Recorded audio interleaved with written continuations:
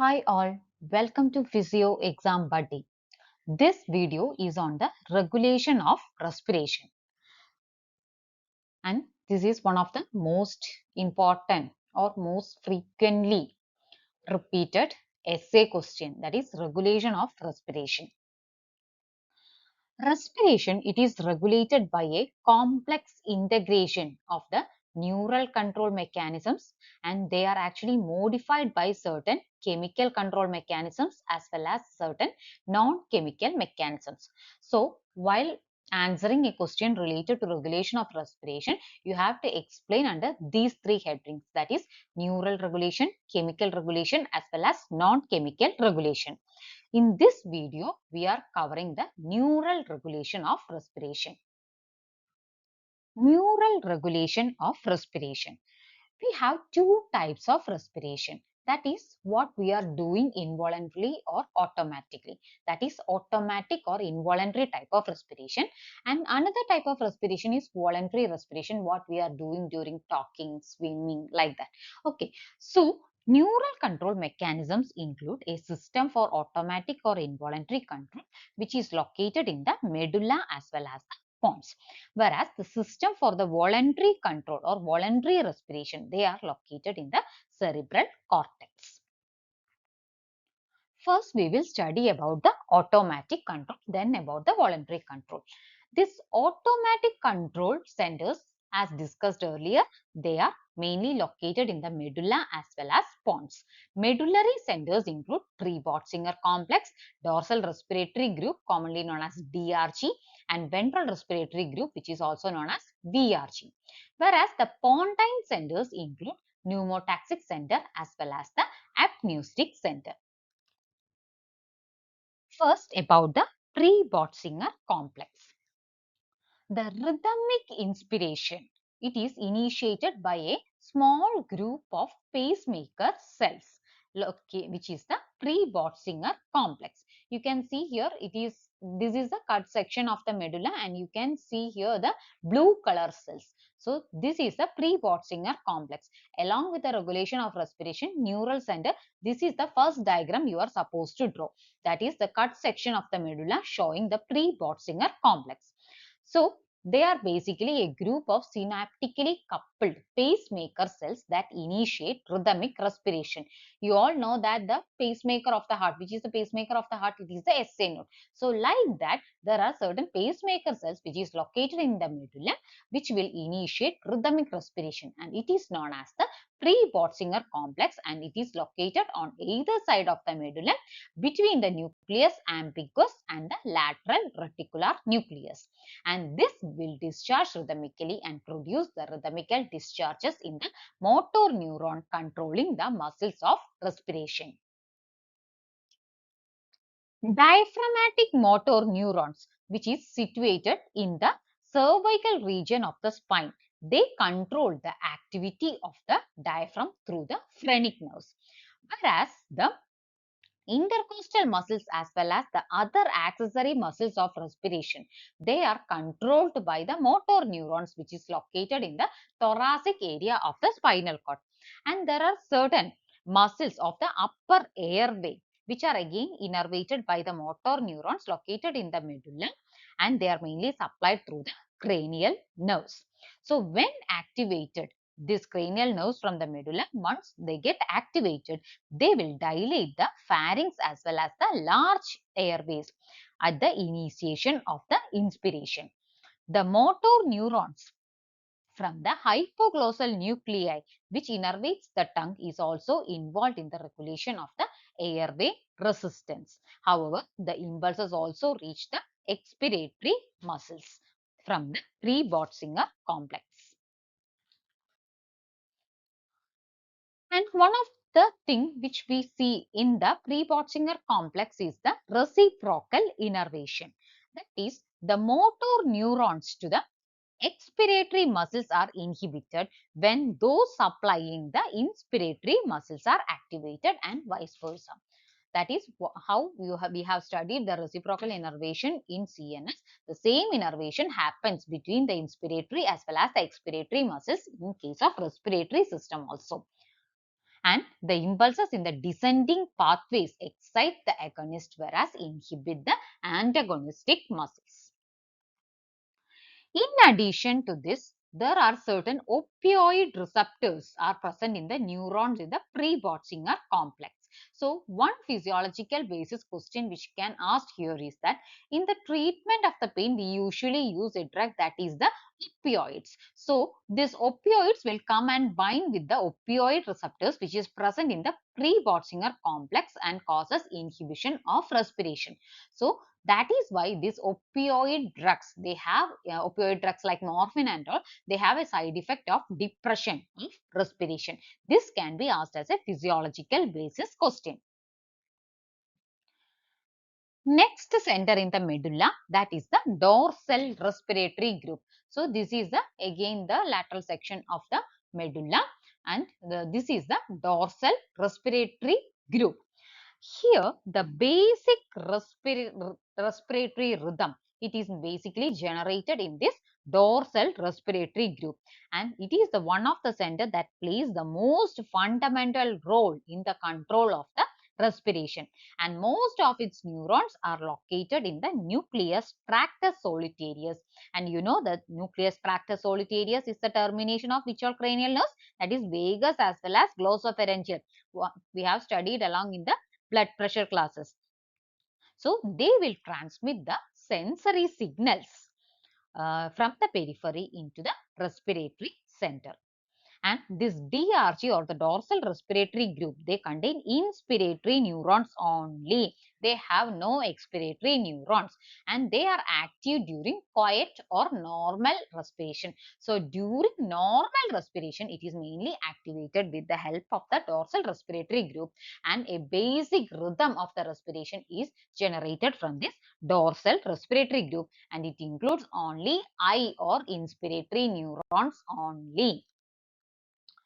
And this DRG, you can see here that it receives afferents through the vagus as well as glossopharyngeal from the chemoreceptors, baroreceptors, receptors in the lungs, as well as proprioceptors in the muscles, tendons, etc., as well as from the higher centers, that is cerebral cortex, hypothalamus, as well as limbic system. And the efferents, they usually project to the Pre-Bötzinger pacemaker neurons. And one of the main function of the DRG or the dorsal respiratory group is the production of the inspiratory ramp signal.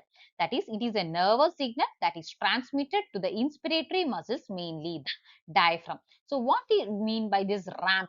Like the same ramp which you will see in the fashion show and all, this inspiratory ramp also begins weakly and steadily increases in a ramp manner for about 2 seconds in normal respiration. After that, the signal will ceases abruptly for approximately next 3 seconds, turning off the excitation of the diaphragm. So, the inspiratory ramp signal begins weakly, followed by a steady ramp, like increasing in the firing rate for about 2 seconds in normal respiration, and during this time it leads to the progressive contraction of the respiratory muscles during automatic breathing. After some time, the signal ceases abruptly for approximately about 3 seconds, and this stoppage of the signal will turn off the excitation of the diaphragm, and this will allow the elastic recoil of the lungs as well as the chest wall to cause the expiration. And after some time, after finishing the expiration, the next inspiratory signal begins again for another cycle. And this cycle repeats again and again with expiration occurring in between. Now, what is the advantage of this ramp? Instead of causing inspiratory gas, this inspiratory ramp signal is the one which produces a steady increase in the lung volume during inspiration. So in the absence of this ramp signal, what happens? We will be only taking inspiratory gas like thing. So rather than this inspiratory gap, the steady increase in the lung volume during inspiration happens because of the inspiratory ramp signal. And the pneumotaxic center and the vagal stimulation will inhibit the RAM signal. So what happens to the respiratory rate? The respiratory rate will increase, decreasing the depth of the respiration. Next is the ventral respiratory group. You can see here it is located anterior as well as lateral to the DRG. So this is the DRG and this is the VRG, which is located anterior and lateral to the DRG, and they are found in the nucleus ambiguous rostrally as well as nucleus retroambiguous caudally. So this is the second diagram you have to draw in the regulation of respiration, including the pneumotaxic center, apneustic center, as well as dorsal respiratory group and the ventral respiratory group, showing the afferent as well as the efferent pathways. So about the ventral respiratory group, I have already mentioned the location of the ventral respiratory group. And the importance of the VRG is that it contains both the inspiratory as well as the expiratory neurons. That is, both I as well as E neurons are present. So this one of the importance or difference between DRG is that this VRG, it is active only during forced expiration. That is, only whenever there is increase in the necessity, this ventral respiratory group will get activated. That is, the dorsal respiratory group is only involved in the normal or quiet respiration, whereas only during the forced respiration, the ventral respiratory group is active.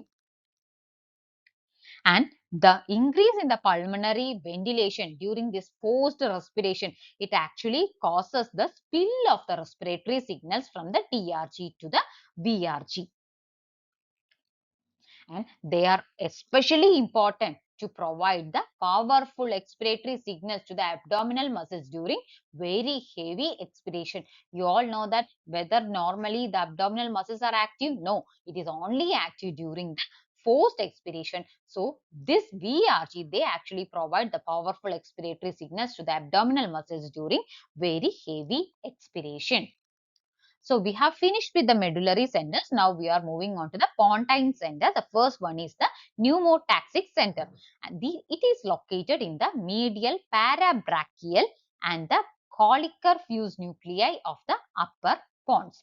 And they mainly contain inspiratory as well as the expiratory neurons, and they transmit the signals to the inspiratory area. The main function or the primary effect is to control the switch off point of the inspiratory ramp. That is, when the ramp should switch off, it is actually decided by the pneumotaxic center. Thus, the primary function of the pneumotaxic center is to limit the inspiration, because this is the one which switch off the point of the inspiratory ramp created by the DRG. And this has a secondary effect of increasing the rate of breathing, or it will increase the respiratory rate. And whenever there occurs any damage to the pneumotaxic center, the respiratory rate will decrease and the tidal volume will increase. Next Pontine center is the apneustic center. Why this question mark? Because this center was thought to exist in the lower pons. That is, only thought to exist, means there is a controversy about its existence, and it prevents the switch off of the inspiratory ramp signal. So what happens when the inspiratory ramp signal is not switched off? There will be prolongation of the respiration. That is, the main function of the apneustic center is that it prevents the switch off of the inspiratory ramp signal, thus prolonging the inspiratory ramp signal. Next is about the applied aspect of the neural regulation of respiration, that is, effect of lesions of the brainstem. So what happens if there occurs transection above the pons? So this is the pons above the pons. If it is cut, that is transection, if it occurs above the pons, what happens? So you all know that all the centers are located here. So the breathing will continue normally. And if along with the transection above the pons, if vega is also cut, then the respiratory rate will decrease. So you have to increase the gap between the waves, and also there will be an increase in the depth of the respiration. So you have to increase the amplitude of the waves. Now, second one, what happens when there occurs destruction of the pneumotaxic center. Then the respiratory rate will decrease. So there should be increase in the gap between the waves, and also there should be an increase in the depth. So an increase in the amplitude of the waves. Now what happens if there occurs destruction of the pneumotaxic center along with the vagi cut? Then there will be complete apneusis, that is absence of respiration or breath holding.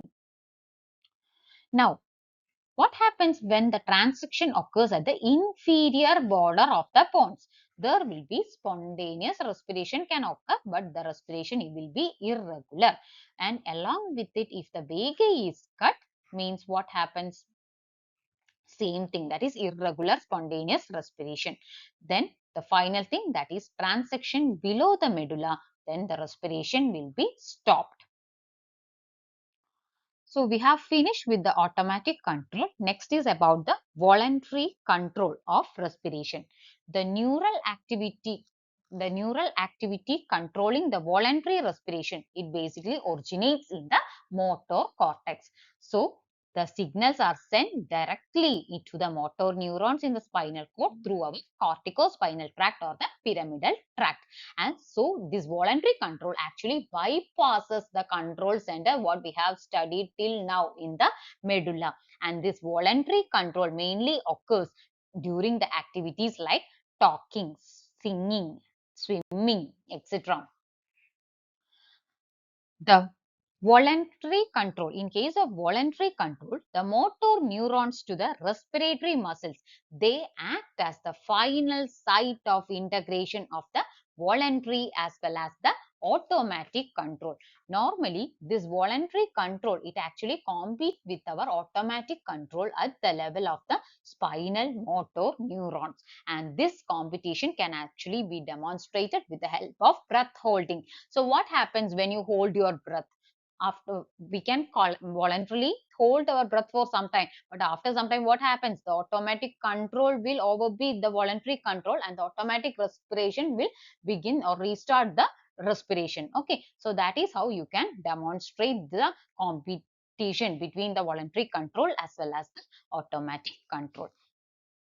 So that is about the neural regulation of respiration. So two diagrams you have to draw as shown in this video. So these are another one of the most important question, most frequently repeated question. And basically this video is mainly prepared based on the university exam keys. So please study well the neural regulation of respiration. Thank you.